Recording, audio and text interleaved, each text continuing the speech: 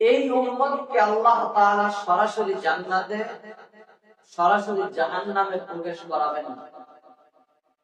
এই উম্মতকে আল্লাহ তাআলা সরাসরি জাহান্নামে প্রবেশ করাবেন না। কেন করাবেন না? আল্লাহ তাআলা এই উম্মতকে ভালোবাসেন। যখন নাকি জান্নাতীদের জান্নাতে যাওয়ার ফয়সালা হয়ে যাবে, জাহান্নামীদের জাহান্নামে যাওয়ার ফয়সালা হয়ে যাবে, আল্লাহ তাআলা জাহান্নামীদেরকে বলবেন, বিশেষ করে উম্মতে মুহাম্মাদীদের ভিতর থেকে যদি কেউ জাহান্নামে যায়, সেই দলকে তাকে বলবেন আল্লাহ তাআলা যে তুমি জাহান্নামে যেতে পারবে না, তোমাদেরকে আমি জান্নাতের গেটের দরওয়াজার সামনে রেখে দিয়ে আসলাম। কি কারণ?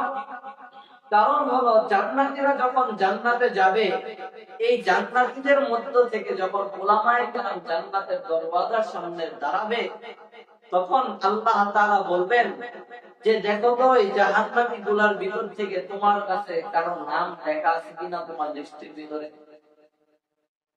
তখন জাহান্নামীরা বলতে থাকবে, ও অমুক আলেম, আমি তো আপনার আমি তো আপনার সাথে সম্পর্ক করেছিলাম, আপনাকে আমি মহব্বত করেছিলাম, এখন তো আমি জাহান্নামে চলে যাচ্ছি, আপনি জান্নাতে চলে যাচ্ছেন। আল্লাহ রাসূল হাদিসের ভিতরে বলেন, তখন সকল উলামায়ে কেরাম একমত হয়ে আল্লাহ তাআলার কাছে নালিশ করবে, আল্লাহ আমরা জান্নাতে যাব না। কেন?